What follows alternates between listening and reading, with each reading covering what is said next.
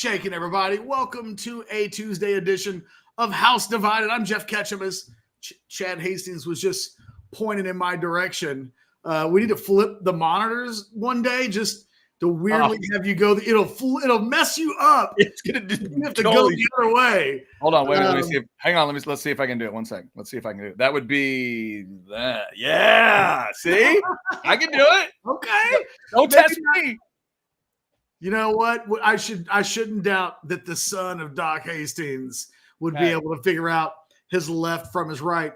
Guys, do us a solid. Hit that thumbs up button. Subscribe to the channel. Notifications. Bing, bang, bong. All of those things. What up, Anthony, Audrey, B, Puente?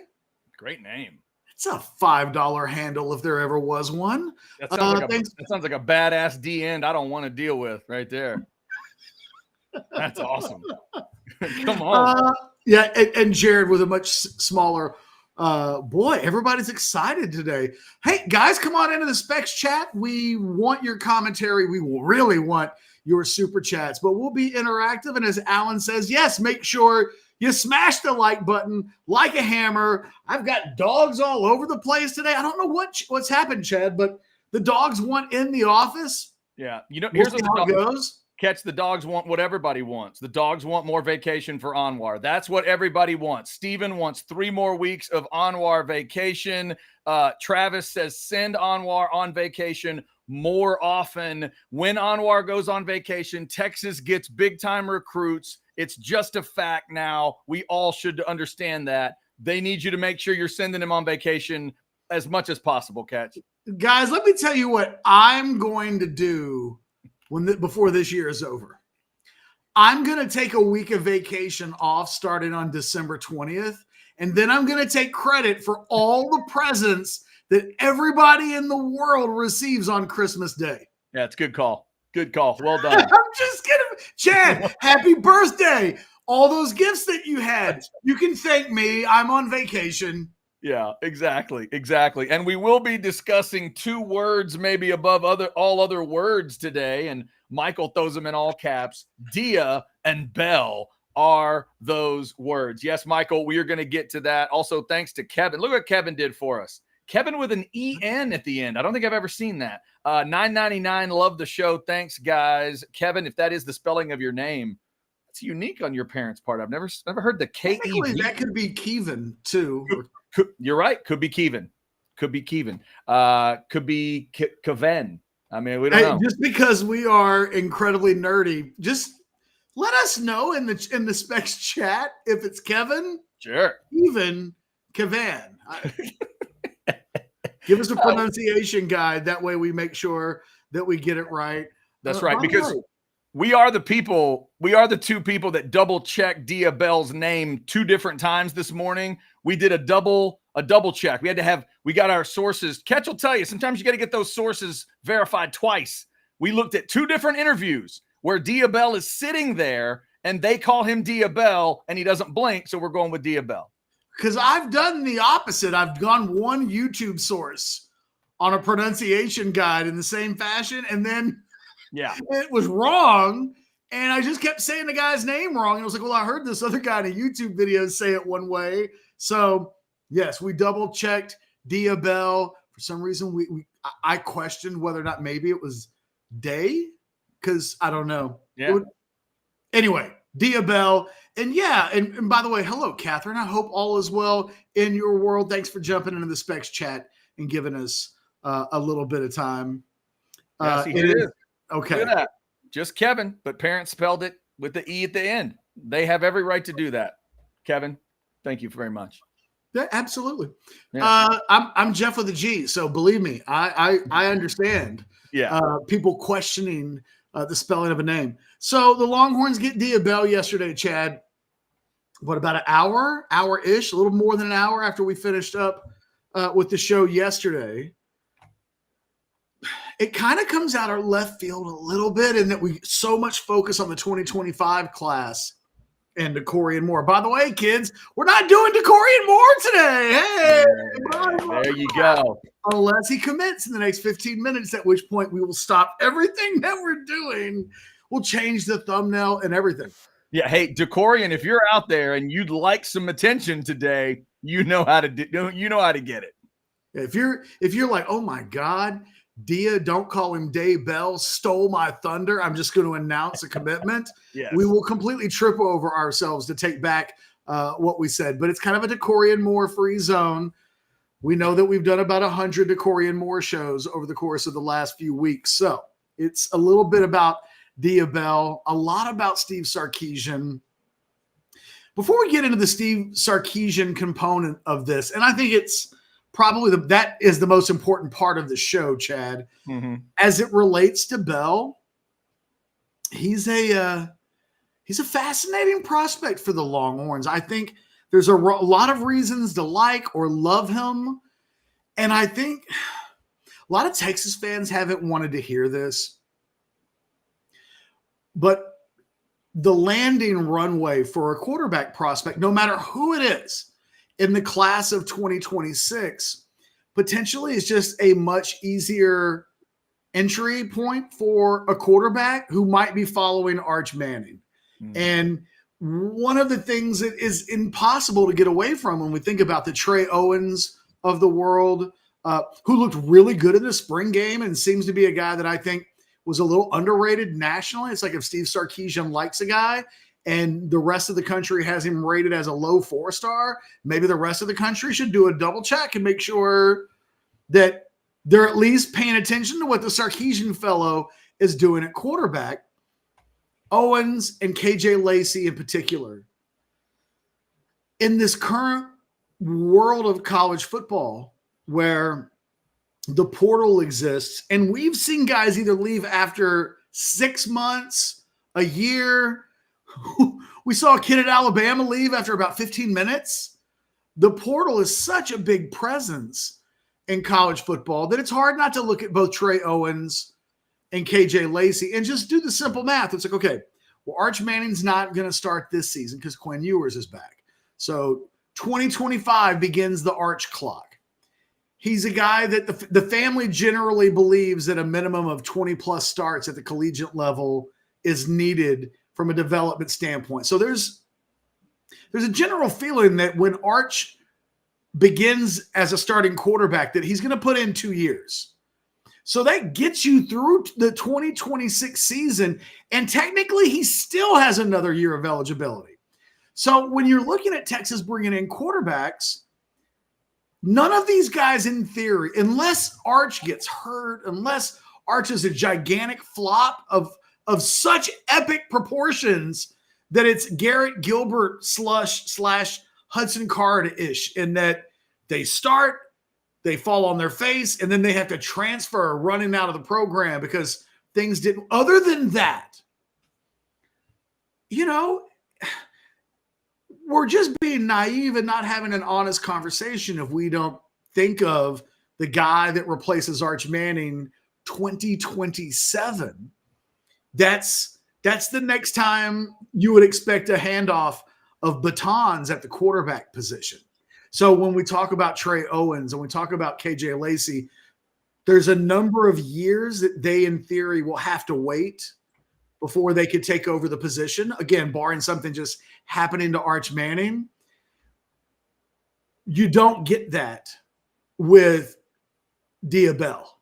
He comes in, he redshirts, and then 6 months later or 12 months later, he's competing for the starting job without having to do the thing that just makes you wonder, God, is Trey Owens going to wait until his 4th season before having a chance to compete for the starting job? Is KJ Lacey going to wait until his 3rd season before, Arch is doing that now. And we thought that's a huge statistical anomaly at that position. So people didn't like it that I titled Dia Bell as potentially Arch Manning's replacement. But I think it's one of the big pieces of the puzzle that's staring us in the face, is that the quarterback in that class from a timing standpoint, I think shapes up pretty well to potentially be that guy. So when I look at Dia Bell, the first thing I think of is that guy actually might play at Texas, that, you won't worry about a departure the way that I think you're going to worry about with KJ Lacey, the way that people think, well, Trey Owens says he's going to stay. Okay, I get it. They all say they're going to stay. 4 years is a long time, though, to have to wait for a guy. 3 full seasons, and then in your 4th, you take over. So Dia Bell's incredibly talented. He comes from professional sports bloodlines. I think it's interesting, Chad, that he's listed as a dual threat quarterback when I don't really think of him at all. He's very Michael Penix Jr.-ish in that he can move around, and he's a pretty good athlete in the pocket, but he's always moving around the pocket to throw the football. He's not looking very often when he scrambles around. He's looking to throw the football at all times, even to the point where he'll move up in the pocket and get close to the line of scrimmage, and then he knows where that line is. He knows this is the area that I have to work with to throw the football. He's got a great arm talent. He's got good size. He's a legit 6'2". It's fun if you wonder about the height. If you look at him standing next to other guys and you go, okay, well, how tall is that guy supposed to be? He's always taller than them. And, you know, it always looks like maybe he's actually taller than 6'2". So it's a really big pickup for Texas. Of all of the quarterback commitments I think they could have received in either the ongoing 2025 or this upcoming class, I think it's the biggest that they could probably get. And you and I talked about this earlier. It was a hell of a thing to be watching sports last night, whether, you know, specifically watching the A&M baseball game. And because it was a Monday night and there just, I guess, wasn't a ton of stuff to have on that ESPN crawl. On June 17th. It was just like, I don't know that the last time I've seen a commitment in college football that felt like was being shoved in my face more than ESPN, who does have Bell ranked as a 5-star prospect. They have him rated higher than any service right now. So, you know, for them, it makes sense. I think it correlated with their rankings, but yeah, that was a national story yesterday. And when it happened, I don't think I thought it would get quite as much juice as it did. It really was a big advertisement for Texas football yesterday on what would otherwise have been kind of a slow sports day. It got some juice and some run. Yeah, I always look for those stories that hit the top of ESPN.com, no matter what school it is. Did Bama get a recruit that gets that kind of attention? Georgia get that recruit? And since we are house divided, if you're on either side of that, you want your name to pop up, right? You want to see that if you're a Texas fan. And I did think that was a big deal. We're getting some good chats in here. If you want to throw in a question about Bell, comment about Bell, obviously we're going to continue to talk about it. This was an interesting one, Catch. I think RC kind of sums it up. If Arch puts in 2 years, Owens and Lacey transfer and Bell stays. How fair a statement is that for you? For the timeline. Well, Owens is a weird wild card. He's openly talked about how long he thinks he knows he may have to wait. Okay. The thing is, you know, that guy keeps putting in spring game. Let's say next spring he puts in a spring game performance that's similar to the one that he had this past year, he's going to have teams who are telling him, you can come in and be our starter now. So what would it be to be potentially the starting quarterback in 2025 instead of waiting for 2027 for Texas? I think if it were anybody else in any other program and we didn't have our own confirmation biases telling us there's no way that guy leaves, I think we'd all say that guy probably, statistically, he's most likely to leave.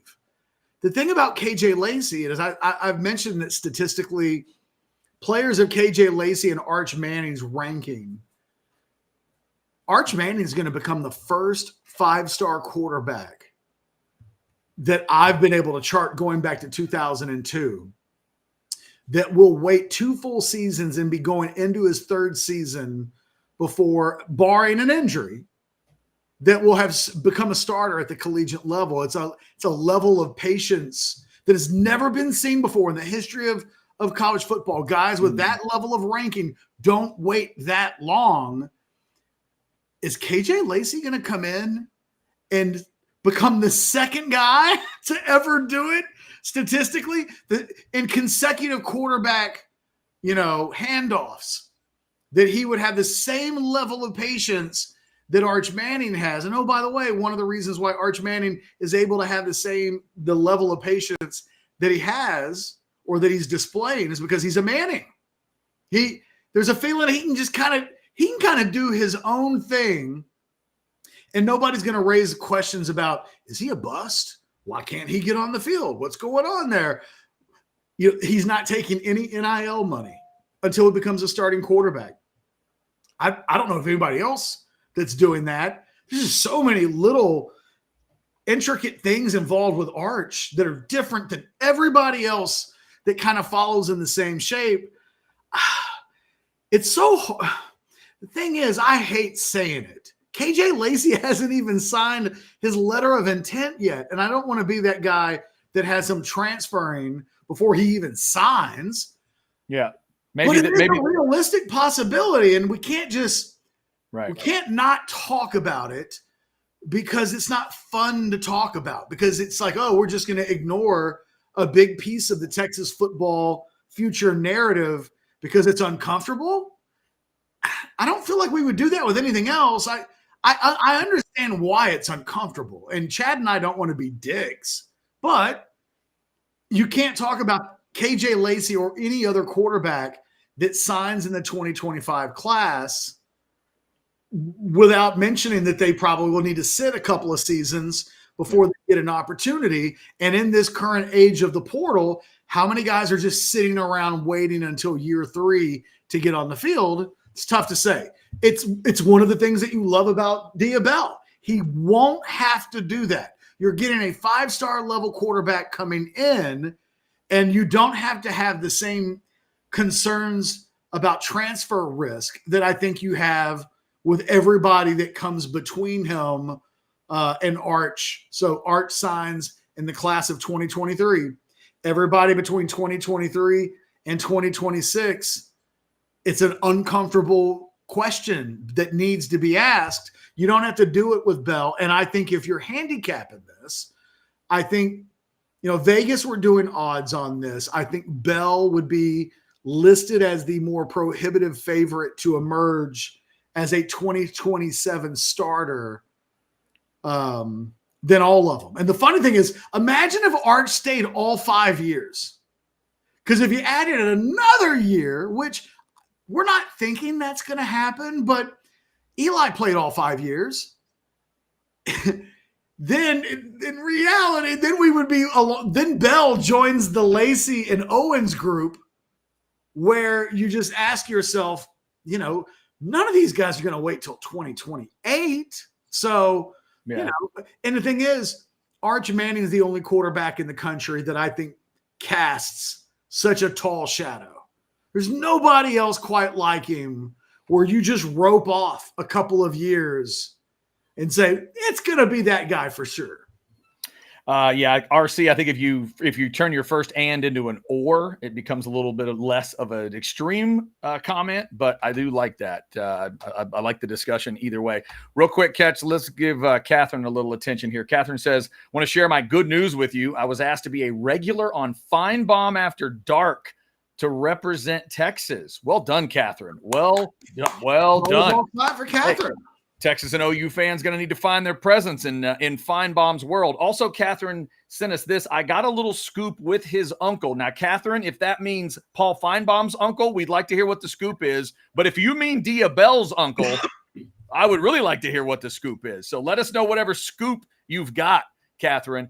And for the record, to Trip, Chad, do you hope Schlossnagel ends up at UT? Trip, I do not. But thank you so much for asking. All right. The next game? Tomorrow.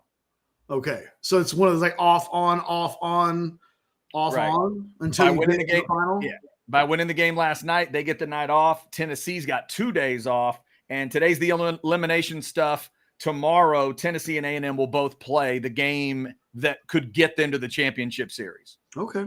Yeah. All right. So if you want to jump in the chat with Catherine and everybody else, please do. Of course, it is the good folks at Specs that bring you that chat. Here's Lisa. Specs same-day delivery can save the day with our Specs app or online shopping. From world-class wines to hard-to-find spirits and craft beers to gourmet foods, delicious snacks, and spectacular sweets. It's Specs. Cheers to savings. All right. Again, talking Dia Bell, among other things today, the 2026 quarterback. And it is, remind me, Catch, out of Florida? Do I have it right? No. Yes. Yes, out of Florida. Okay. Plantation, Florida. Plantation, Florida. Which I don't think, I'm fairly certain Texas has never landed a prospect from that part of Florida. So I like what you said about his style. It's funny. My dad and I were having the conversation earlier today about that, the whole dual threat versus pocket quarterback. Sometimes they do get mislabeled a little bit. Catch, you got to get pretty deep into those highlights before you see a run play. Yes. I mean, you get a good ways into it. And so just like I've told people, if you haven't seen the Khalil Lockett film, the receiver out of Saxe, go watch it because you only need to watch one highlight. If you only have time for one, watch the first one and watch it carefully because it's a silly good catch. I'd say the same thing for Dia Bell. If you have time for just one highlight, it's the first one. Go watch the first one. He throws a ball down the left sideline. It's on that hash. They're on the left hash. It's down the left sideline. He throws a ball that travels about 30 yards in the air. He lets it go at the 20. The ball is caught at about midfield, and it's one of those where the safety's coming over and the corner's tracking the receiver. Catch, 15-year-olds are not supposed to be able to make that throw. I don't even know if it was a clean catch. I just know that the throw is, I think he caught it. But as I watched it, it was one of those, as he went to the ground, I wasn't sure whether he caught it, but I was like, what a throw. It turns into this back shoulder kind of moment, and there are seniors that can't make that throw. There are juniors that can't make that throw, but I guarantee you, if you take 10 sophomore quarterbacks out onto a football field in high school and say, make that throw, there's not many that are going to pull it off. His comfort in his situation is really impressive. And Catch, I just feel like when you see someone who has like high level professional athlete in the family, and I don't know what his mom's history is, but we know what his dad's is. Not an NBA superstar, maybe not even an NBA star to most people, but a working man's NBA kind of player. And you can feel that coming out of Dia. But that's the only throw I needed to see to let me know where the talent was. You just need one. You can take the rest of that 9 minutes and forget about it. That's a hell of a throw to start that package. Yeah, the arm talent is obvious. I mean, if you watch the full video, you'll come across a number of moments where you go, oh, he can do that. Okay. Sometimes you watch these highlight tapes and the guys are so advanced and skilled versus that of the competition. You can't always know what you're getting. I'll give you an example. You watch Quinn Ewers' highlight film at South Lake Carroll, and they're just, he's one of the things I noticed early on about Ewers was that even in high school, his deep ball was one where oftentimes wide open players were having to stop and adjust and slow down to catch it. And so I can remember mentioning very early on, like, Ewers has got a thing with the deep ball that is going to take some time. He's going to have to continue working on that. It's not his skill. You don't get that with Bell. Bell doesn't make throws that you find yourself guessing on a little bit. I don't know that he's got quite the arm talent of a guy like Quinn Ewers, but that we would even mention his arm talent in connection with Quinn Ewers gives you an idea that he really does have an arm talent. He's a better athlete than Quinn Ewers. I think the guy that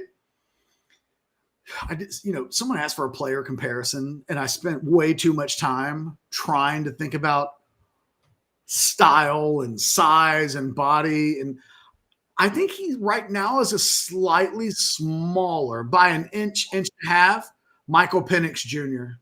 That when you'd watch Penix play, the athleticism to make plays with the feet are there, but the willingness to use them versus his arm isn't really. He wants to throw the football. And I was thinking about this last night. he's the son of an NBA player. NBA players have fully guaranteed contacts, and guys aren't trying to kill their bodies at all times. So I would imagine, his dad, all things being equal, dad would love it probably for that guy to be an NBA player or a basketball player because, you just have to give up a lot more to be a football player and to have the type of success that his dad has as an NBA player. Yeah. And by the way, here's mom. Apparently, Corleone says a D1 soccer player at FIU. Corleone, it makes total sense watching that video. That kid just looks like he's been raised by people that know what being a leader in sports is all about. That's his sophomore film. Keep that in mind. He plays quarterback as a sophomore like a pro, like an NFL quarterback that knows, dude, if I don't run the football and scramble for a 7-yard game one less time over the course of every game over the course of a season, by the end of the year, there's about 20 less hits that I've taken that for my body, look, it's a conversation that we have about Quinn on some level, and he doesn't get, I guess there's more Sam than anything else. Quinn, when he's has gotten hurt, kind of freak accidents, guys landing on him and stuff like that in the pocket. But we can remember Sam Ehlinger's body breaking down on him, and a big part of that was how he was used as a runner and how willing he was to throw himself into the fray. Dia Bell looks like the most astute 15-year-old you've ever seen because he's not taking that damage to his body. He can be an effective runner. He's a very good athlete. But you mentioned it. If you watch his highlight film. Check that number out. Varsity basketball, and as a freshman, averaged 20. But wanted to focus on football. Jeez. No, I bet he can hoop. I bet he can hoop. And I don't know if he plays a lot of baseball, but there's arm angle stuff that would tell you maybe he's been on a baseball diamond at least a little bit because he's kind of got a 3/4 delivery to start. But if he needs to drop it down, and there are times when you see a little high school Mahomes there I've not wanted to say that out loud because we can't do that thing where every guy that is got, because I think Ewers has done that. I think Ewers is one of the first quarterbacks that probably watched Mahomes as an idol and kind of mimics Mahomes a little bit. Yeah. You can see the different arm angles and the various types of throws.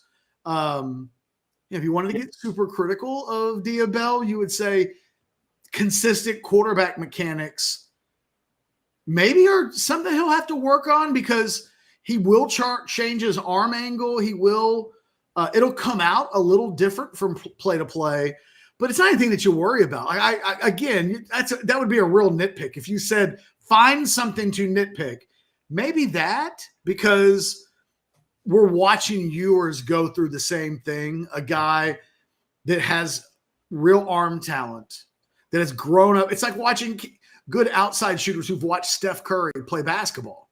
And suddenly, when you and I were in high school, young people, guys weren't pulling up from the logo or half court to shoot the basketball. But that's pretty standard procedures now. Have you been to a high school basketball game recently?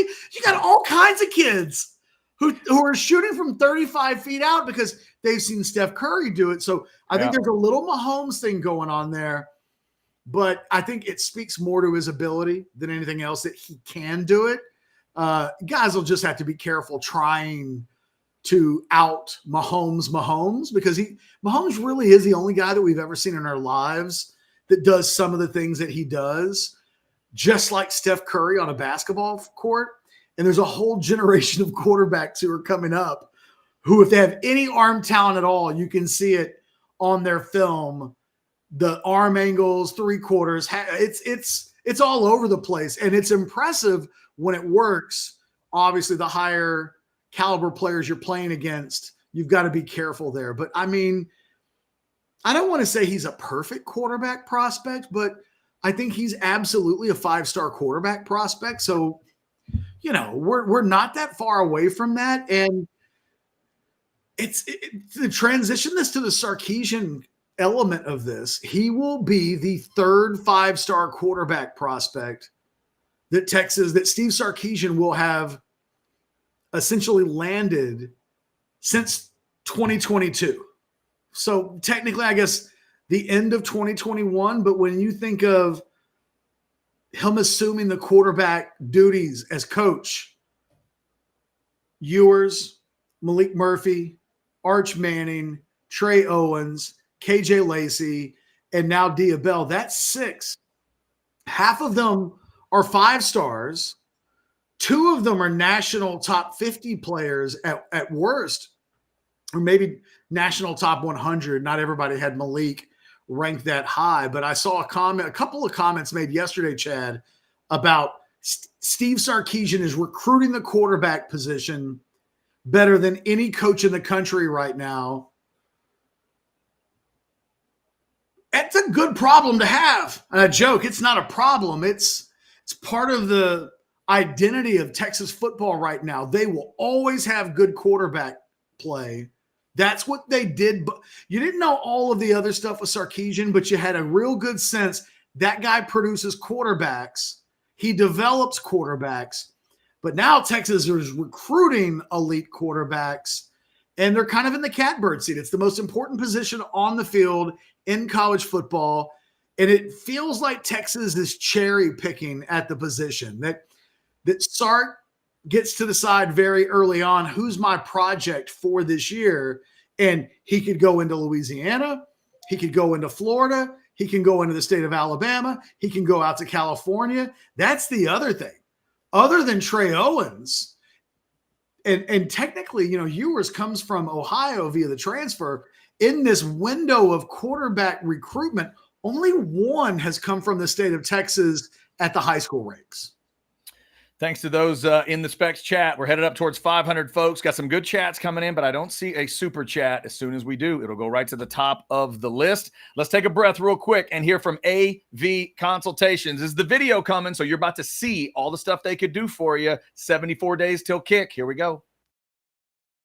Hi, this is Tom McKay with Audiovisual Consultations. Today's home electronics can be a bit daunting. My company has spent the last 36 years making sure they are not. For those of you who have not experienced our services yet, we'd like to invite you to give us a try for all your home electronics needs. We carry all the major brands of televisions and stereo equipment at prices you can't find in stores. And we come to you. There's no need to leave your home to find great pricing and incomparable service. No traffic, inexperienced sales geeks, or pushy showroom tactics. We believe in having some fun and dreaming big. You have a dream for your home entertainment? Let us know. We can make it come true. And we are always there to help after the job is done. We cultivate clients for a lifetime by treating everyone like their family. No, not those family members. I'm talking about the ones you actually like. So relax, hug your kids, make love to your wife, and smile.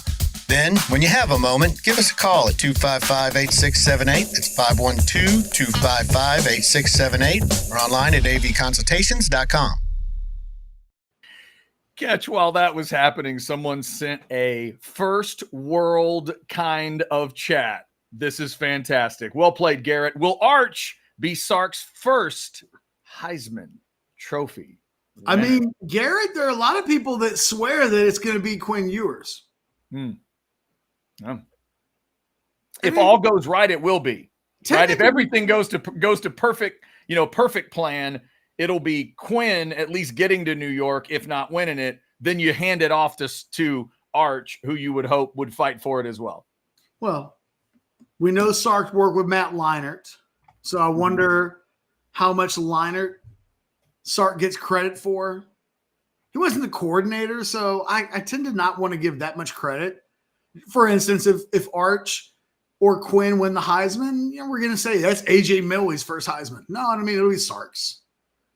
So maybe, but, he was single-handedly responsible for recruiting a former number 1 overall pick from Alabama who won a Heisman.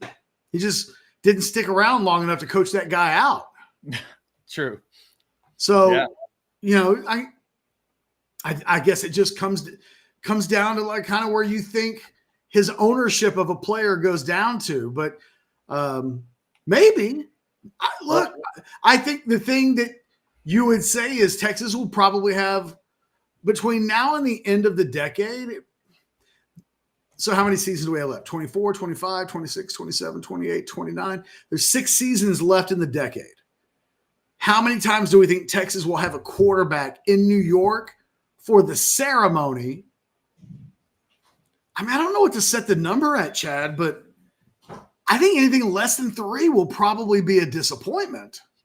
Yeah, and it's a huge statement too. It's such a massive statement. Brad threw in an interesting chat along the lines, Sark delivering unmatched gift baskets to all top high school quarterbacks and wide receivers.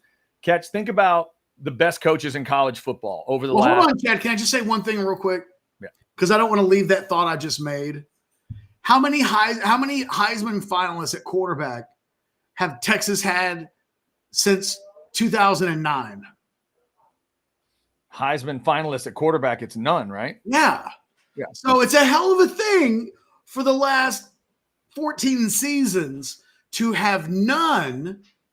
And from this moment forward, projecting anything less than 3 of the next 6 is probably a disappointment. Yeah. It's a wild statement to make, but I don't think anybody that follows college football would think that that's completely out of line given who they have on campus, who's about, who's the starter now, who's about to be the starter, and how well is Sark recruiting the quarterback position. We're talking about there'll be a major disappointment if half of the next 6 years don't end with Texas having a quarterback in New York. They haven't had anything happen since 2009 at that level. So, it's a hell of a forecast for the next 6 seasons to think that this thing that they've never done since 2009 kind of becomes the norm moving forward. It says a lot about where Texas football could and probably should be. Brad, thank you for that chat. If you want to throw in a super chat, feel free to do so. Jay Lee did you see it? What's that? Do we get a super chat? We got a super chat from our guy, Jay Lee. Excellent. All right, here we go. Let's get that in there. $5 super chat from Jay. Are there any kids you can think of that were rated high like Bell this far out, then just didn't turn into what everyone thought they would be by signing day? That's an interesting question. By signing day or just in general? I could name a bunch of quarterbacks that just didn't pan out. It sounds like Jay's talking about, just that time period between, say, a sophomore year, lots of talk, lots of buzz, but by the time signing day rolls around, maybe they're not a 5-star or they're not. No. Okay. Not off the top of my head, because the thing is, these guys get to be seniors in high school. That's when they really flex. So who would be a guy that would be rated? Maybe Tyrone Swoops.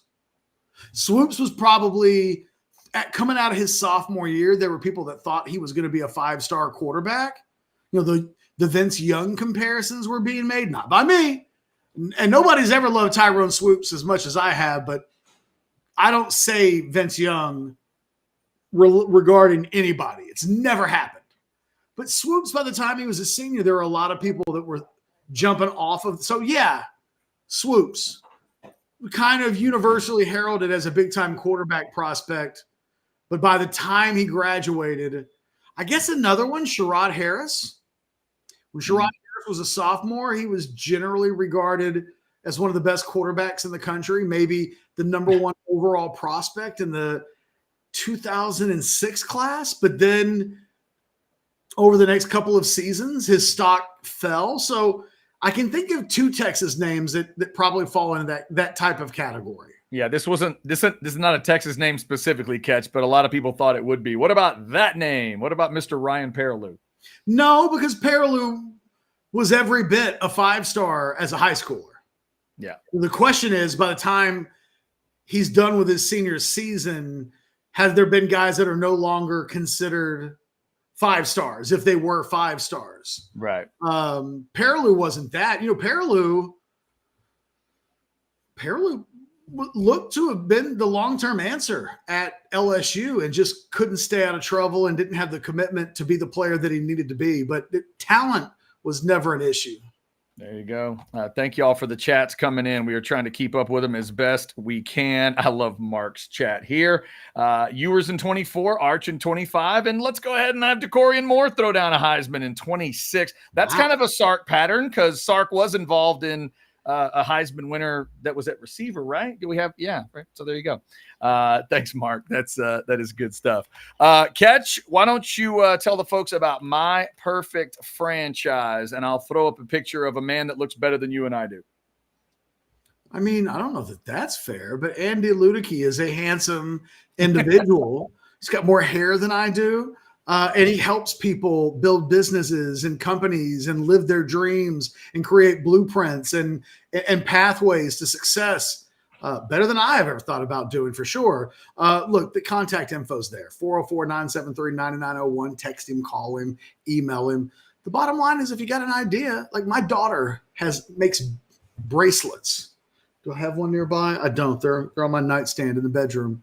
If she ever wanted to make it into a business, what does she need to do? She's got to create an LLC. Like, what are the specifics that she wouldn't be prepared to answer? And I wouldn't be able to help her.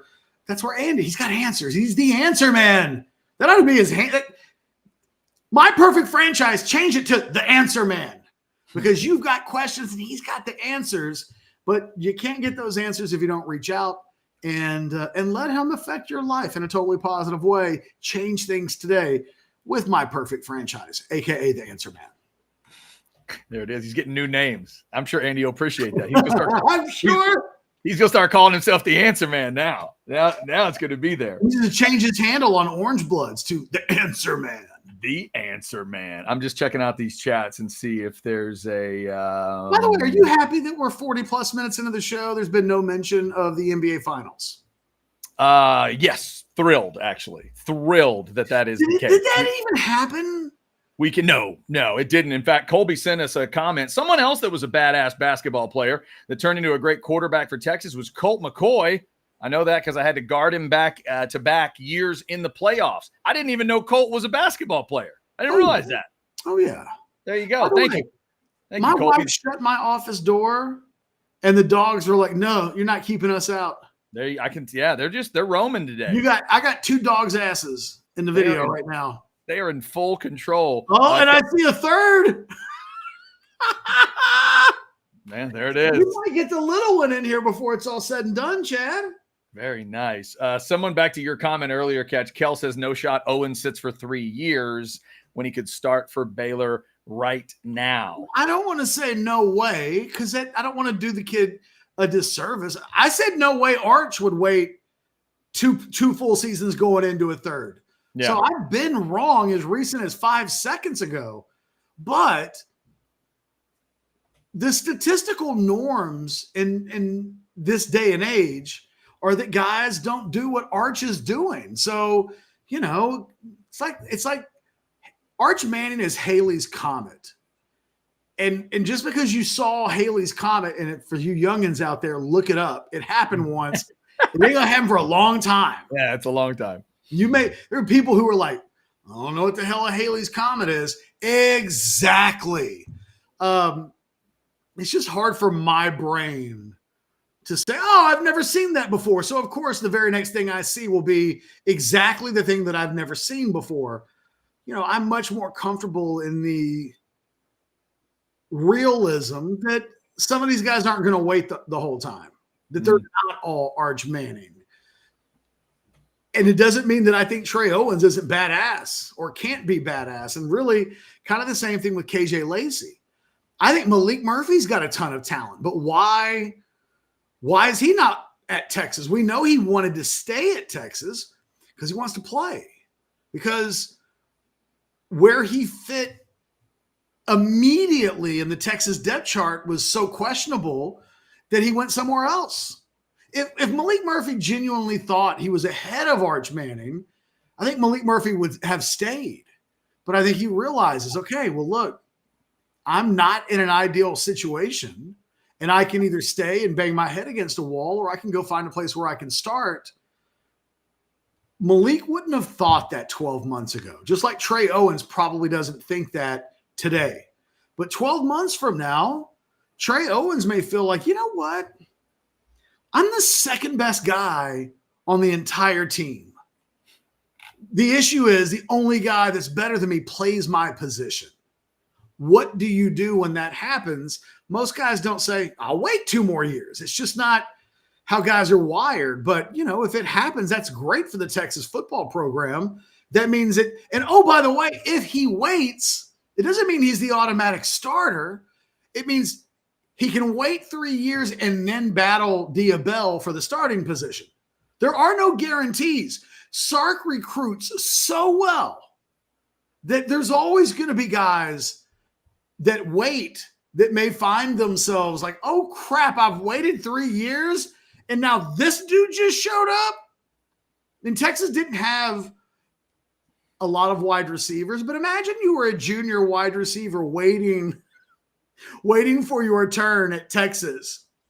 And then Ryan Wingo shows up. And you're like, wait a minute. This isn't how this is supposed to go. Yeah. I've waited my turn. And it's like, well, yeah, Ryan Wingo just showed up, though. And he's better than you. And, oh, by the way, Sark went into the portal and got a bunch of wide receivers there. So I was going to say, not to mention the portal. Waiting your turn only gets you so far. And it's like this at every position. We're just talking about it at the quarterback position.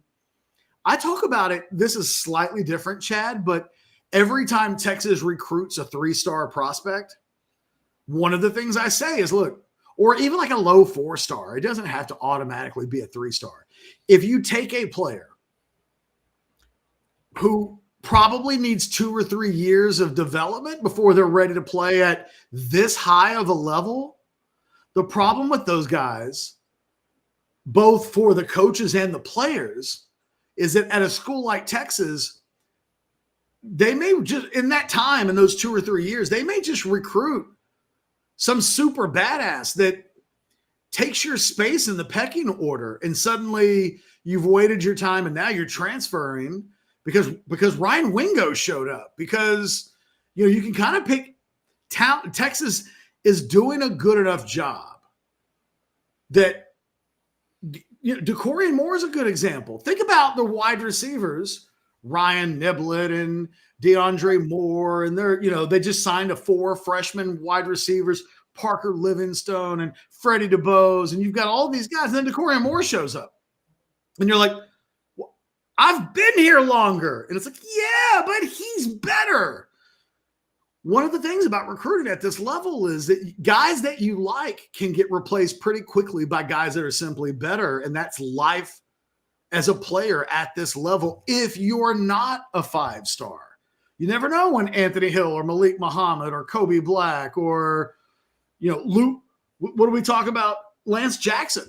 There's going to be somebody on that roster that's like, oh, I'm feeling good. I've been waiting my turn. And, whoa, wait a minute. Where did that guy come from? Mm-hmm. Yep, no doubt. If y'all want to throw a chat in, please do. I'm seeing up over 560 folks in the Specs chat as we're rolling through Bell. Obviously, a big part of the discussion. That's why a lot of quarterback discussion is happening today. And people have been throwing in a lot of different stuff about quarterbacks. We will continue that conversation. Right now, I'll continue the food conversation with Taste on Main right there in Buda. Let me talk about something that has been mentioned in the show today. And it was Paul Feinbaum. Feinbaum got mentioned on the show today. When my dad and I were at Georgia, we went to a little oyster place and saw Paul Feinbaum. If you're into oysters, like the folks that were piling into that place, Taste on Main has your oysters for you. And they only do East Coast oysters. So they are oyster snobs in the best way. So if you're into oysters, go and check them out in downtown Buda. Yes, oysters in downtown Buda. It's a great time to be alive. Get down there. 116 Main Street in Buda. We went down there last time, and then we hit a little antique shop in Buda. It's just a cool chill out time. No dress codes to worry about. Just great food, great drink, great atmosphere. The outdoor treehouse bar area when the weather's decent is fantastic. So make sure you time that out well. They're there for brunch on Saturday and Sunday. I just hit that. That's 10 to 3 on Saturdays and Sundays. So check them out for whatever you love. Taste on Main right there in beautiful downtown Buda. We got to know Jay Lee's super chat. Beautiful. Look at which Jay. is probably better than me asking you an oyster question. Yeah. You know what, Jay? We appreciate you keeping us on track with Super Chats. You need to keep doing that. $5. To your point, I was excited about Livingstone. Now, after all the more Lockett French talk, I completely forgot about him till you just said his name. Wow.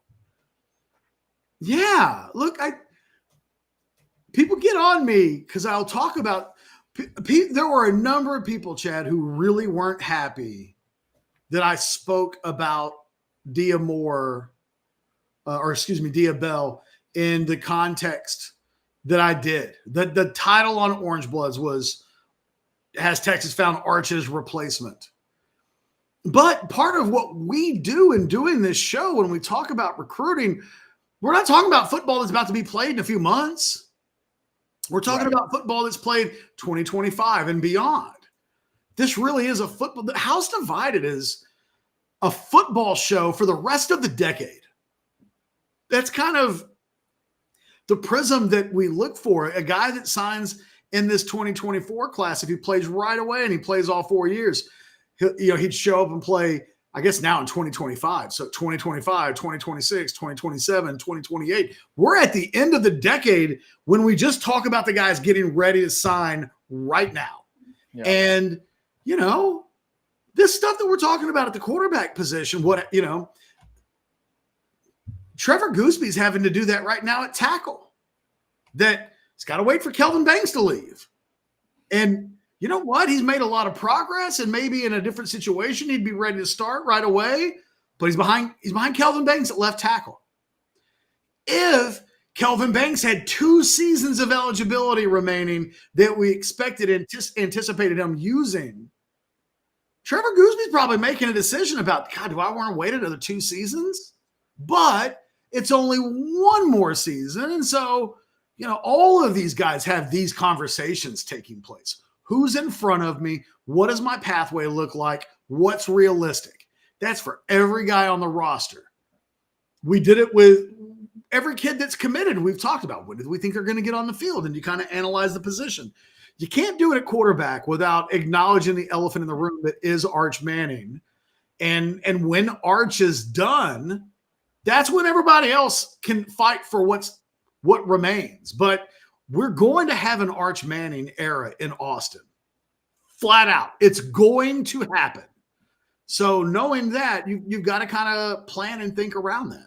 Well, think about it too, Catch. This position that Jay's referencing, of course, is receiver, where there's a lot of different options out there, and you can get stuck even though there's 3 on the field. Yeah. There's 3 on the field in conservative moments. Obviously, with quarterback, you can only snap the ball to one person. And the point I was going to make on Sark earlier that it's been fascinating to me as I'm thinking about this show today is his specific place as a quarterback guy. Like, let's think this through. Saban just retired. Saban had the Tua Hurts thing where one of them didn't finish at Alabama, right? A guy had to move on. Think about the other big time coaches. Kirby's a defensive guy. Is Dabo known as a quarterback whisperer? Not necessarily. He was a receiver, then a receivers coach, and worked his way through it. The only guy I'm thinking of that may be able to work a quarterback situation as good or better than Sark, is it Kiffin?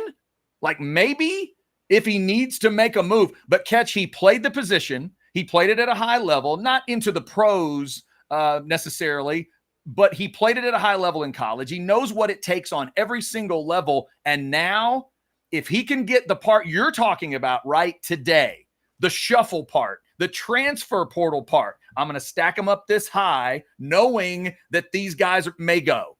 I'm going to stack 5 because I know 2 may go. And then I'm going to stack 5 more. And then I'm going to stack 6 and 3 may go. But I'm going to work this system to my benefit. I'm going to develop them like nobody else because I know how to do it because I've got it in my blood in a different way. I'm just really intrigued. Think about it. Who just left college football that's going to the NFL? Harbaugh, a guy that knew how to do it at the college level.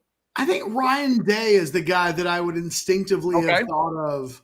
Yeah, maybe. And I wonder, I didn't do it because the morning didn't allow me to, but when I said, hey, I'm going to check out a few programs and see how their quarterback recruiting looks like compared to Texas is from 2022 on. Day would be the guy that jumps out immediately in my mind. But and That's Lincoln, a good one too. Right? Sorry. I'm sorry. I apologize. My bad. To myself, Chad, not to the viewers. My bad. That's I apologize to myself. That was my click. I'm sorry. I'm terribly sorry. Kyle took the words out of your mouth. I could tell. But Ryan Day too. Yeah.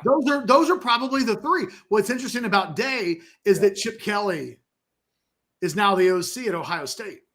Oh, that's a good point. So Ryan Day's I don't know who Ohio State would have to hire to make me think Ryan Day's not in charge of the offense, but Chip Kelly's probably one of the answers. I'll just leave my head coaching job and go be the OC at Ohio State. I would imagine that there's some power inside of that play calling. But yeah, Lincoln Riley, it's Lincoln Riley, it's Sark.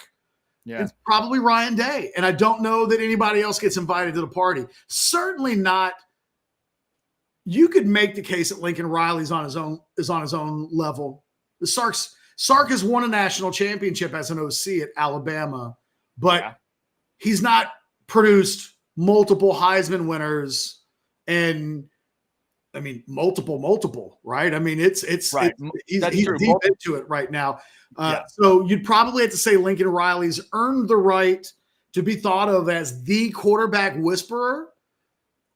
The tier behind that, though, I would say Sark and Day are probably on. And then everybody else, I was trying to think, God, I was like, does Chip Kelly get any of that? Probably not at that level, but probably he's in a top 10 discussion. Yeah. And well, how about this too? In a resume battle, Catch, everybody we just talked about, you mentioned Sark's got the play calling national title at Alabama, but none of them have a natty as a head coach. Yeah. None of those people we just mentioned have a natty as a head coach. So that's the race, the resume race that's on right now. The GOAT just retired. Dabo doesn't believe in the transfer portal. Kirby's a badass, but in a different way. Kirby feels like a different kind of badass, even though I'm not saying he has a bad quarterback. He's been on Mount quarterback more for a while now, right? What's that?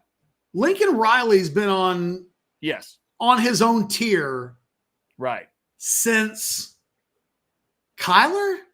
Yeah, and he's stacked Heisman's and number 1 overall picks in the NFL, which is certainly not nothing. That is absolutely he doesn't have the natty, but he's produced a boatload of number 1 overall picks at this point. Right. Couldn't get those guys to the ultimate mark, but there's obviously a lot of resume there. So it is going to be interesting to watch how Sark feeds into that. People have been mentioning Arch just in general in the chat today about how important he is, but it's not just, obviously, today's discussion is also about it's not just Arch. It's what's around Arch. And like you're talking about, Catch, the timing around Arch. But that's going to be moving forward. You can change Arch for whoever that guy is. And if you find your guy, is it 2 years and then you go to the next thing, it's going to add this crazy layer to recruiting where all that has to be thought of. And now we're going to see if Sark works that properly, because it just feels like he's going to, again, he'll stack as much talent as he can get. And if that talent feels like they need to move on, then guess what? They're going to move on. There'll be another. Yeah. Here's an interesting. You just don't have to worry about quarterback ever if you're a Texas Longhorn fan. Because if there's ever a day where some reason they all transferred, nobody's stuck around, Sark will go into the portal and he'll have his pick of the litter. I mean, if there was an honest to goodness quarterback availability playing time at Texas in this last portal window, he could have gone out and got himself a 5-star somewhere. There were so many quarterbacks enter the portal that you're right. And Darwin's right. There's not a better quarterback room than Texas. The point, though, Darwin, we're making is that's never going to change. Yeah. We do that now, but what Sarkeesian gives you is a guarantee on the box that we'll get to 2028, and maybe Diabell is still here or some of these other guys, but maybe the other 2 or 3 names are names we've never even talked about. Won't matter. It won't matter. And Texas thought they were getting this with Tom Herman. I'll never forget when they were getting ready to hire Herman. I was talking to a Board of Regent member who was involved in the hire. And he said, well, look, the way we view Herman, and you got to remember, where were they coming from? They were coming from Charlie Strong. So we're going to be great on offense because Tom Herman's an offensive guy. And the one thing that you got to have in college football is elite quarterback play. They were saying that when they hired Tom Herman, and they thought that Tom Herman would give them that. And it's what made very early in Tom Herman's tenure, when he's doing a press conference in September, and he confesses that, I'm not really comfortable calling plays. I don't know if I'm capable of being on the sideline and calling plays. I don't think I can be a head coach and a play caller at the same time. And I'll never forget, I nearly fell out of my chair. Yeah, I remember your response. Because he was saying he can't do the thing that the guy in Norman does. He admits early into his tenure, I'm not Lincoln Riley, which I think if Texas Board of Regent members had known that, right, they wouldn't have hired Tom Herman. Yep. They thought they were getting Steve Sarkeesian when they hired Tom Herman. They get rid of Herman. And I think what they're learning is that when it comes to quarterbacks, Sarkeesian's just on a different level than Tom Herman would have been. If Tom Herman were really that guy, maybe Quinn Ewers never decommits because he'd do anything to play with Herman. The thing about all of these quarterbacks, and I think the Manning family's endorsement of Sarkeesian really lines us out. It's quite an effective recruiting tool to say, look how bad the Mannings want to play for Sarkeesian, that they will have Arch do something that nobody else has ever done just to be able to be coached by Sarkeesian. It is, probably outside of Lincoln Riley, there's nobody else saying that. And I think, considering where Texas has been, the quarterback wilderness, to have a guarantee on the box that for the rest of the decade, I can't tell you what the team's record's going to be. I don't know if they're ever going to recruit a defensive tackle, Chad. I don't know how many coordinators they'll go through. There are a lot of things I can't tell you. But the thing that I feel very comfortable in telling a Texas fan is you ain't never going to have to worry about quarterback as long as Sarkeesian is here. And that's a hell of a thing. A&M's not able to say that with Elko.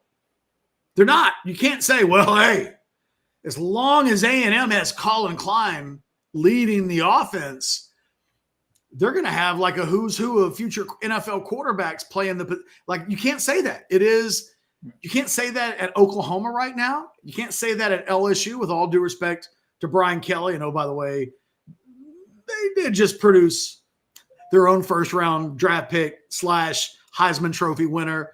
But I still don't think you're walking around thinking to yourself, oh, they've got Brian Kelly. Nobody thought Brian Kelly was the secret sauce in Daniels' play last season. Whereas I think Sarkeesian gets a healthy amount of credit for everything that happens at the quarterback position for Texas.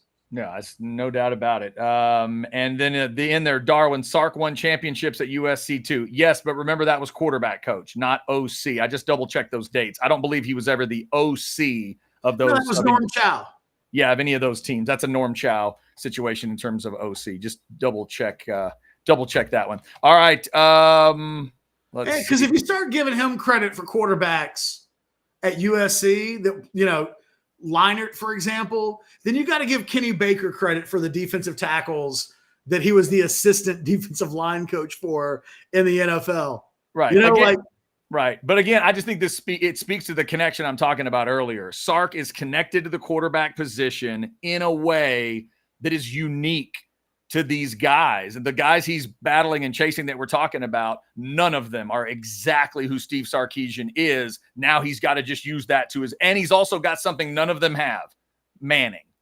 He's got that to help build this momentum to whatever he's about to be at quarterback. So it's going to be wild to watch what happens here. And does he, and are you right, Catch, that Texas, because if a Texas fan doesn't have to worry about quarterback for next year and the following year and the following year and maybe the following year. And then if that's true, then, that's just it's a luxury that I can't think of many fan bases. There's only a couple fan bases we could even name where you go, well, we got quarterback figured out. Yes. But even we all know the reality is even when you have that figured out, Lincoln Riley, sometimes you never get to the mountaintop. That man's never gotten a team to the mountaintop game unless I'm missing it, right? No. They got to the semi, but they never got to the game. And that's a guy that is dialing up quarterbacks at a crazy historic level. So we know it's not all of it. It's just a big piece, but it's not all of it. Right. Otherwise, but Lincoln Riley would have a fistful of rings. Exactly. But if you have figured out the who do you snap the ball to part, it does take a lot of the worry. That's a huge hunk of what you're dealing with in this game. So we do get that. All right, let's see. Where is we got chats rolling in. We'll look for a super chat. We're headed towards buy or sell. Let me get in a quick comment on the good folks at Sinus and Snoring here real quick. Why can't I find a Q? There's my QR code. Sinus and Snoring Specialist. Another great night's sleep last night. It was fantastic. I've been having good night's sleep since 2017 because of Sinus and Snoring Specialist. Click that QR code. It'll even glisten for you a little bit. It'll shine for you if you can't find it. Sinus and Snoring Specialist, Sinus Snoring, ENT.com. They will get rid of your allergy problems, your snoring problems, all that stuff, sleep apnea, the stuff that can get even worse and cause more problems. Get rid of all that. Over 20 years of experience with Dr. Slaughter and his crew. The number in Austin is 601-0303. They're right there at Parmer and Mopac. Even if you haven't been in Austin that long, I bet you know where that is. Parmer and Mopac. Go check them out. You will love the way you're treated at Sinus and Snoring Specialists. Feel clear, rested, and healthy. All right, we do have buy or sell coming up. Catch, anything else we need to hit before we get there? I don't see any super chats right now. No, I think we're ready and good to go. Okay, let me see if there's a couple of chats. Oh, I did want somebody to answer that question. Just real quick, Jerry threw this one in. This is the last night off for Tennessee and A&M. Jerry, actually not true. I looked at the schedule. How about this, Catch? Tomorrow night is extra big for Tennessee and A&M. If you win on Wednesday, you get Thursday and Friday off. Yep.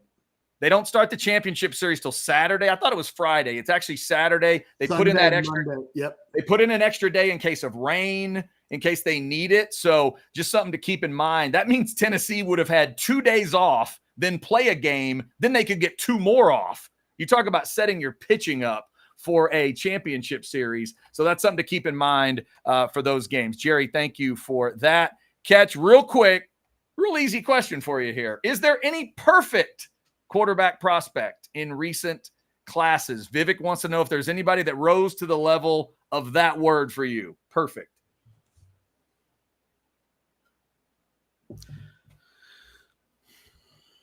Probably not. I mean, Caleb Williams has got to be pretty close, but would anybody say perfect? He's viewed as a generational talent in the NFL as a number 1 overall pick. I wasn't somebody that thought Trevor Lawrence was ever perfect. I was never a Trevor Lawrence hater, but I never thought he was anywhere close to perfect. Mm-hmm. How about this guy? About Burrow? I wouldn't have ever used that word exactly. His last season, you would say he was perfect. Yeah, that team in 19 was maybe as close as you could get to it. Probably. Yeah. Yeah. But look, I mean, if we're talking, but he wasn't a perfect prospect. He's you know what I mean? Like I'm trying to think of 5-star prospects who showed up from day one. But if we're talking about singles, I mean, if we're going individual seasons, Kyler Murray gets to be in the conversation. Yeah. I was just thinking that. Yeah. Baker Mayfield would have to be in the conversation. You know, if we're talking about single season guys, yeah, there's a lot of them. But we're talking about overall, I don't know, perfect. I mean, Vince Young wasn't even perfect, and he's God in cleats by the time he left school. Kind of the same thing with Joe Burrow, right? I mean, you're talking about 2 of the greatest in a single season that have ever played. But again, you could say that about Kyler. You could say that about Baker Mayfield. there have been a number of guys that have had really historic level seasons. Yeah. Here's an interesting one. David says Deshaun Watson, pretty solid, not perfect though. CJ Stroud was solid too. But yeah, but would you put the word perfect on him? That's tough. I think maybe that's the whole point. Coming out of high school, I don't know that there's ever going to be perfection, but you can just see those. Caleb Williams though comes out as the number one player in the country, and was almost the number one player in the country from the moment he finally stepped foot on the field midway through the season for Oklahoma. Maybe not perfect because he didn't finish that season. He didn't play the entire season the way he did against Texas in the Cotton Bowl, but he wins the Heisman. You know, it's suddenly he's at USC. He wins a Heisman. He comes back last year, but you can't call him perfect because he kind of regressed a little last year, or his season wasn't quite as spectacular. So I don't know. But if we're not calling him perfect, then maybe there's not such a thing. Well, now Jefferson wants to have a whole nother conversation. I mean, Jefferson, Tebow was up there. Yeah, what are you trying to do to the chat? Are you trying to melt the chat today? We don't know if the chat can hold up to a late show Tebow comment. Please. I can't do Tebow, Chad. Let's go to buy or sell. We can't. We got right. Come on. We got to. You know what? You just forced us into buy or sell. You know, Jefferson, that's your way of getting us to buy or sell. Well done. You want to go first? You want to go first or second, Catch? Why don't you go first today? I will do it. Let's go right back to that big quarterback commit. Buy or sell number one. Dia Bell's percentage chance to be the starter at Texas after Arch. 55% or better. I'll go buy. Yeah. Okay. Not much higher, but I'll buy. Better than a coin flip. Yes, but not 3/4. Yeah, it's good. Go watch that. Watch the highlights, kids. And for the record, Catch referencing Mahomes earlier was literally what I would have done two sentences later. Go watch the highlights and tell us we're crazy. I don't think that's a horrible name to bring up. It doesn't insult either one. It doesn't put too much pressure on either one. I did not, just so we're clear, I don't know what Chad's trying to do. I've not been making Patrick Mahomes comparisons. No, you didn't. Other than to say he sometimes will throw the ball with arm angles that are similar to Mahomes. Don't you dare put it out there that I called this kid Patrick Mahomes 2.0 or anything like that. No, absolutely not. But right before you said what you said, I was about to say, when I watched that highlight package, just a couple times, I can't help but thinking of Mahomes because he does Mahomes-ish things at the high school level. Oh, great bald men think alike. That it is. All right, Catch. Let's get into some championship discussion here. Buy or sell number two. Rory will not win another major. I'm going to sell. He's got 10 more years of compete. You know, the thing is, over the course of the next 10 years, he could finish in the top 10 times. Does he win? I'm going to say that he does, just because the math suggests that he's going to have enough opportunities to do so. But I also thought that Phil would eventually win a U.S. Open for kind of the same reason. And it feels like in golf, you blink and a decade goes by. Yeah. I'm not prepared for these Rory McIlroy snapshots from 2011, or, you know, it's like, wait a minute, what? It's been how long? I know. Rory's young. It's like, well, no, Rory's now in his mid-30s. And we know that means he can still, in the modern age, play a long time. But, man, it's happened faster than I thought it would. Yeah, Rory's got that thing that I've got, Catch, that I'll catch in the mirror every once in a while. I'll see a little bit of that gray on the side, and I'm like, oh, wait, time is kind of rolling by a little bit, and he's got it too. I hope you're right that he does find another one, but, boy, coming off of that is going to be tough. Catch, buy or sell number three. Bryson will win at least 2 more majors. Buy. Yeah, he's young enough, and, you know, if he's won 2 U.S. Opens, everything's possible at that point. He's won the hardest to win. So, you know, I mean, sometimes guys' games don't. Rory's issue has always been, does his game match Augusta National? Can he win a Masters? I don't really have that question with Bryson. I haven't heard that that's a thing. So 2 more would get him to 4 with Rory, which there's quite a conversation to be had there. But yeah, I'll buy 2 more for Bryson. Yep. All right, Catch. You always say to the victor go the spoils. Here we go. Buy or sell number 4. Jason Tatum and Jaylen Brown now have their first title. They'll get 3+. Sell, I don't know what you're talking about. Okay. Oh, I appreciate that support. That's well done. I don't even know what that means. So let's move on. I am not acknowledging anything. Wow, that is well done. Well done. I appreciate the support. And finally, Catch, buy or sell number 5. Tonight, I'm going to go see Mike the Piano Man at Muddy Mike's in Cisco with my parents because that's where they hang every Tuesday night because they're party animals. You have a request that I can pass along to the Piano Man. He claims to know like 5,000 different songs. I mean, yeah, I've got 100 requests asking for the perfect request. It doesn't have to be perfect. Just one of the first ones that pops in your mind. You want to hear a guy playing a piano in West Texas play what? I don't know. Okay. I guess I sell. Okay. I mean, what do you want to hear him sing? That's what I'm asking you. I've heard him sing a few things. I've seen him once. He sings a lot of cool stuff. I don't know that for me, it's going to be like, James Taylor, Rod Stewart, stuff like that, the Beatles and some stuff like that. But have him play Phil Collins Against All Odds. Wow. Okay. Hang on. Let me go. Phil Collins. And then record that for me. I'll record a little bit Against All Odds by Phil Collins. All right. I want to see Mike the Piano Man get to the point where he's like, take a look at me now. I really want him to lean into wait, hold on. It's all instrumental. If I need to point this out. When I say Piano Man, I don't mean he sings. I mean it's all piano. Full instrumentals. What? I'm just telling you what you get. This is why is hardcore. Mike not singing? Mike is a hardcore piano man. There are no vocals. The piano is the show. I'm just telling you. I'm making Trump faces in my mind right now where I'm like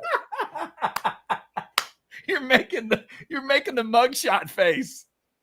Doing that thing where he's like, Yeah, that's fantastic. All right, that is my buy or sell. What do you got, Catch? Oh, that's gonna mess me up. But now it's like, oh well, can I have him play? I'm gonna be thinking of, does he play Mozart? Like I'm asking different things now because it's on a piano and not.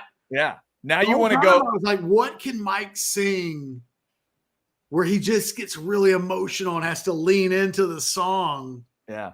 I thought Phil Collins Against All Odds, like Phil's going for it. Mike doesn't go for it. It's disappointing.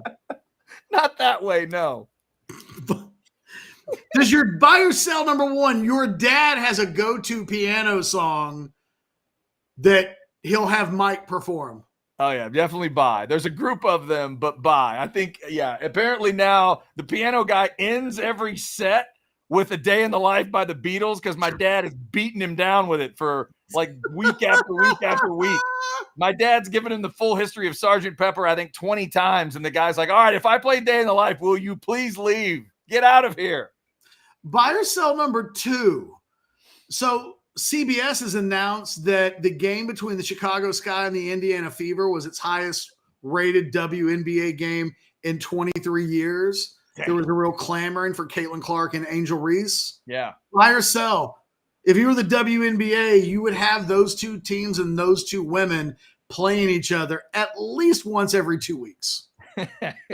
Buy. It would be silly, obviously, because you'd have to really rework your schedules. But yeah, it's a buy. The drama that's been created both times they've gotten together is wild. Like, they're leaning into this thing. Caitlin is handling everything with what appears to be like, calm sort of, passive leadership. And then Angel is handling everything like Kim Mulkey would handle it.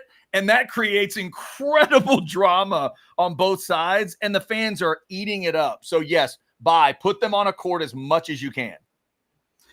I hadn't heard. You're so right. Isn't that what she is Kim Mulkey? Right. Just think, how would Kim Mulkey react to a situation? She got called for a hard foul where she swung her arm. What's Kim going to do? Apologize? Hell no. Kim's going to lean in hard. She leaned in and added conspiracy theories. That's what Kim would do. I guess some people just get a special set of, you clotheslined her, Angel. Come on now. Yeah. Guess you can't clothesline people anymore. No, Kim, you can't. Sorry, Angel, you can't. By the way, will somebody on that Indiana Fever team push somebody? I'm not saying you got to start a fight. I'm saying, can you go over and shove? Like, pretend. We see guys in all sports pretend like they're going to get a fight where it's like, hey, oh yeah, you want a piece of me? Bring it on. Come on. They'll do some fake shoving. Nobody gets punched. You get to go into your locker room and say, I bowed up to him, didn't I? They won't even do that. Catch, back in the day, there was a moment where I remember Texas fans bitching about offensive linemen weren't helping Chris Sims up off the ground. Right? Remember that? They were all mad about it. But there is something to that. There needs to be a game where the coach says to Aaliyah Boston, the next player that breathes on Caitlin needs to have you in their kitchen. Do you understand what I'm saying? Get thrown out if you have to, but we've got to defend her. And that needs to happen pretty fast. Yeah, somebody catch. Let me just put it this way. What happens in a Golden State Warriors game if Steph Curry in his early days gets tomahawked like that at the basket? What happens next? Let's just one time get that Kevin McHale, Kirk Rambis, he's going up for a layup and you just send him into the crowd 14 rows back. Come on. Like I just find myself, by the way, Caitlin Clark has got to be trolling us at some level because all she does is downplay everything. It's like, Angel Reese is big for basketball. And, I just am blessed to be able to be on the same court as her. It has to drive all of the other players crazy because she won't one time go, Angel Reese is kind of a B, Right. No, she's going super classy. It sounds like her parents are Tim Tebow and Taylor Swift when she answers questions, and she's going company line. Here's what we need to do, Catch. You and I need to get some kind of if the WNBA needs to pay us to do like a watch along or broadcast of games and just call it old 80s era NBA fans bitch about the WNBA. That's what we need to be. Because you'll just be screaming. Kurt Rambis wouldn't have taken that. Hell no. That's what we'll do the whole game. They got to figure out who the Rick Mahorn is. Yes. The Lambeer of the WNBA and immediately trade for that player. They need the biggest goon in the WNBA to just be Caitlin Clark's enforcer. I think it's going to take blood, honestly, at this point. That's what I would do if I was the coach. I'd say, is it going to take blood? If Caitlin wears the crimson mask, will somebody get out there and help her? Please? Does it have to be like Ric Flair and Dusty Rhodes? Is that what you need? Does she have to look like Abdullah the Butcher before you help? By the way, I saw a Dusty Rhodes video on Facebook last night because, of course, I did. Of course you did. And it was the guy who plays Earthquake. Remember that guy? Oh, yeah, John So Teta. Dusty Rhodes hits him with a couple of elbows, and every time he hits him with an elbow, the guy that plays Earthquake is like throwing these ghost punches that don't even, there's nobody there. He's just like, right. Hits him with a couple of elbows, and then as Dusty's getting ready to apply the third consecutive elbow, Earthquake just falls out before he can. It was such a great Facebook moment. That's why you keep Facebook, because occasionally a Dusty Rhodes video will just pop up on your feed and entertain you for 30 seconds. So this is for all the wrestling fans. What you're saying is Earthquake, not exactly Bret Hart in the ring. Is that what you're saying in terms of selling the event? He did. He sold it so well because it wasn't a bad sell. It was a ridiculous sell that he took to the finish line. Excellent. Okay, that's good. So that's what we need. You got to fully commit. It was fully committed. It wasn't bad wrestling. It was, honestly, if I saw it in the WWE today, I would go, more of that, please. Yeah, you know what that was? That's showing that Earthquake, he was giving him the love. It took 3 of the atomic elbows because one atomic elbow takes a normal human down. Three, it takes 3 to beat an earthquake. That's fantastic. Buy or sell number 3. We're not going to acknowledge part of this equation, but we're just going to focus on the Dallas Mavericks for a second. Okay. Buy or sell, we just finished watching a top 3 all-time Dallas Mavericks season. That's interesting. That's an interesting way to say it. A top 3 all-time Dallas Mavericks season. That's one. So is this an obvious third? I mean, I guess the question is, does making it to the finals qualify no matter what into the top echelon? Or I'm going to sell. Yeah, I'm going to sell. The team that led Miami 2-0, whatever you believe happened after that, is that's a better story and a better trip, I think, than what this was. They just got humiliated in the finals. Okay, so then what's 3? If it's 2011 and it's 2011's a championship season, right? Or was it 2010? 2011's a championship. Getting beat by Dwayne Wade is one, and then the team that the Lakers beat in the late 80s is one. That's an incredible basketball team. They went to the wire with a Showtime Lakers team. That gets a mark too. This one's more like a top 5-ish. Okay, I'm glad I asked the question because yeah, I got a throwback to the late 80s Mavericks, which were actually some really fun basketball teams back in the day. Buy or sell number 5. I put out my list of Robert Redford movies, top 10, on Sunday night and Monday. Yeah. And I was thinking about this. I was imagining you reading the list. But I'm going to read my top 10, okay? Yeah, go ahead. The top 10 Robert Redford movies, as I ranked them, were The Horse Whisperer, Sneakers, Barefoot in the Park, The Way We Were, Jeremiah Johnson, The Chase, The Natural, Butch Cassidy and the Sundance Kid, All the President's Men, and The Sting. Buy or sell. You've only seen one from that list of movies, and it's The Natural. Sell. I've seen 2. How dare you insinuate that I'm not a Robert Redford? Jeremiah Johnson? Horse Whisperer. Of all the ones, that's the sick. Yeah. Horse Whisperer and The Natural are the only 2 that I've seen of that list. I'm so sorry. I watched The Horse Whisperer this weekend.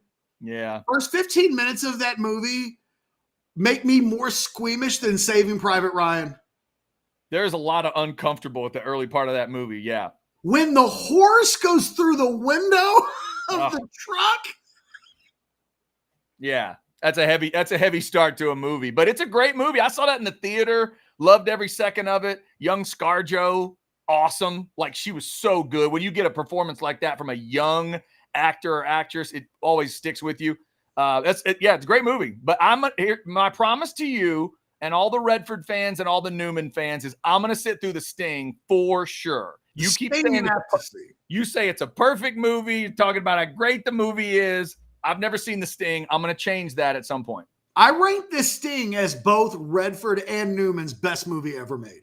Yeah, and so for that reason, I will definitely check it out at some point. And but I you love know both. what? There's an actor in The Sting, a historically well-known actor, who I don't think The Sting is their greatest movie. Okay. Robert Shaw, who plays Quinn in Jaws. Oh, I love him. Yeah. Oh, he's in The Sting? Oh, yeah, he's the baddie in The Sting. Oh, fantastic. Does he tell old stories about shark attacks? No. No? That only happens in the first Jaws, and that can't be replicated. Quint in Jaws on the boat is as good as any movie that's ever been made. Yeah, he's fantastic. Yeah, I will check it out. I will definitely check it out. 2 out of 10. I'm so proud of myself. By the way, I know this is rambling now, and we're just making the video longer at this point. Yeah. While we're talking about Robert Shaw and Jaws, yes. Can I tell you a Robert Shaw Jaws story? Sure. Well, apparently Robert liked to drink a lot. It looked like it. He's a drinker. And apparently Oh God, who plays the other guy on the boat? Richard Dreyfuss.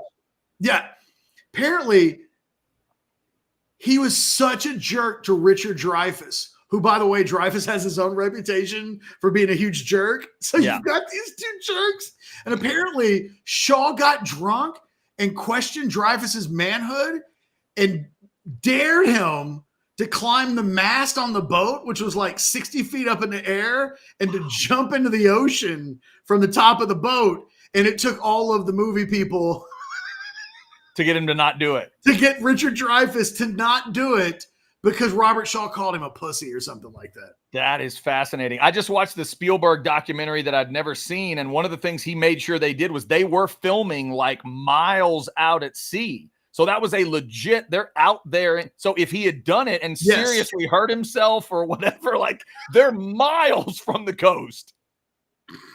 A drunken Robert Shaw getting Richard Dreyfuss into such a heated commotion that he was willing and trying to jump off of the mast of a boat 60 feet into the air, into the ocean, to prove his manhood to a drunken Robert Shaw, who probably wouldn't have remembered it the next day.